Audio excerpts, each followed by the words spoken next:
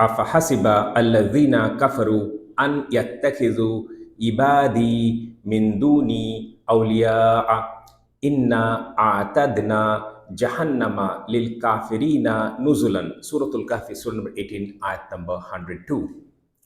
A is a question word, fa is so, hasiba, you can say believe, to believe. I mean, hasiba can have different meanings depending on the context of the sentence, but sort of related, it's not unrelated. So to believe, to think, to assume, to deem, to suppose, something like that on those terms.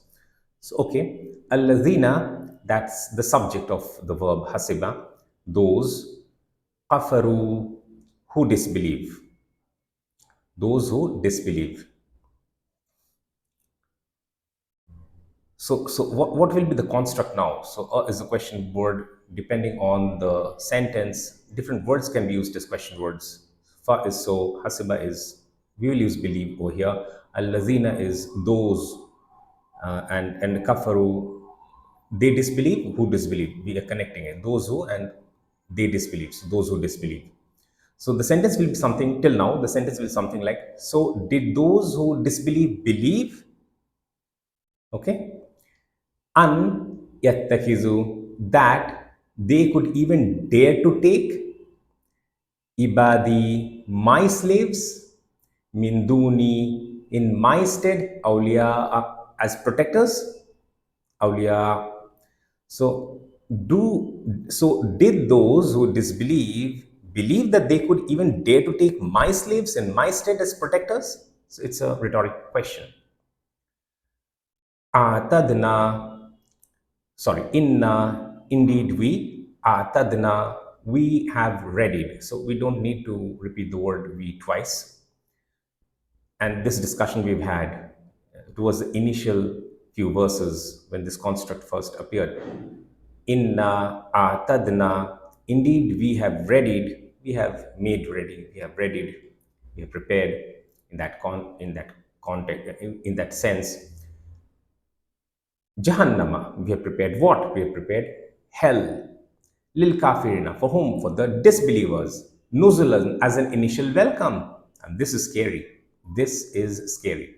So now if you read the English translation, it seems to be fairly straightforward. So did those who disbelieve believe that they could even dare to take my slaves in my stead as protectors? Indeed, we have readied hell for the disbelievers as an initial welcome. This verse will not be long, just I think 2 more points we can discuss, and that would be it. So for example, so did those who believe think that they could even dare to take my slaves in my stead as protectors? Is perfectly fine. But this is a nice play of words. Did those who disbelieve believe that they could even dare to take my slaves in my stead as protectors? It's a nice play of words, and the meaning is sort of mandated. I mean, it's one of the dictionary meanings, so we could use this, and we could use some of the other words as well, which is perfectly fine. But this, in the English construct, looks sort of interesting and also highlights the point that we're trying to make. So that was one of the points. Akhaza is to take, but ittakhaza is verb form 8, so emphasize. So they could even dare to take. So that emphasis is being highlighted. Again, min duni, instead of me, in my stead. So take my slaves in my stead. So it's a linguistic preference of mine, you could say, in the English language, sort of old English, biblical English style, stylistic. Instead of me is also fine. Awliya is protector.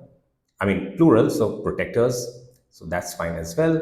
Atadna I have explained. So readied or made ready, both are okay. Readied, sort of, I mean, we have readied hell, but we have made ready hell. So the English doesn't sound nice. Then we have to say we have made hell ready. So that will split. That is also okay, perfectly okay. But I prefer this one. We have readied hell for the disbelievers. Nuzulan is something we want to spend a little bit of time on, not much. Nazala is the verbal root form of the word. Okay, nazala means to come down, sort of to come down, to descend. So in the context of Isa alayhi salam, wa nazala Isa ibn Maryam alayhi salam, Maryam salamun alayha. So the second coming of Isa alayhi salam, the return of Isa alayhi salam, that is mentioned in the hadith. But then in the context of the Quran also, we come across this word nazzala or anzala. These we get in the context of the Quran as well. So to come down, to send down, some of these meanings are applicable. So okay, so what is being discussed over here, what is being discussed in this verse is, so when guests arrive at your house, the initial welcome that you do for them, you receive them hospitably, you offer them sort of food as an initial welcome.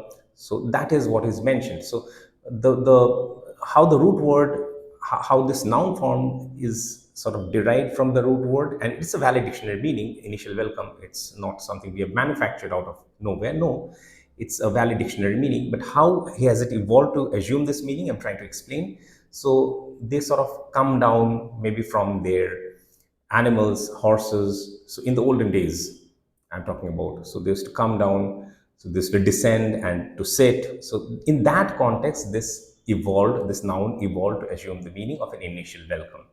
The scary part is, we are warned about hell, Jahannam, and it says Jahannam is just an initial welcome. If that is an initial welcome, what is in store for the disbelievers? That's scary. And there can be philosophical sort of deep dive interpretations. I don't want to go too much into it. So there's an initial welcome, and then obviously the level or the grade or the degree or the severity of the punishment is going to only increase, and eventually their very existence itself will be wrapped up. So there's an initial welcome, and that's it. Those are philosophical discussions. If you find it a bit difficult to digest, ask questions.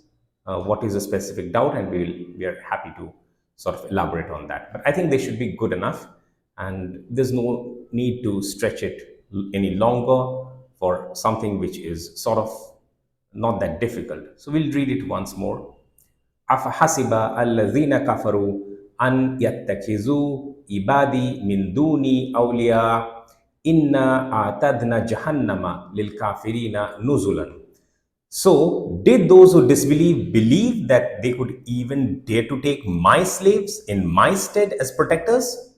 Indeed, we have readied hell for the disbelievers as an initial welcome.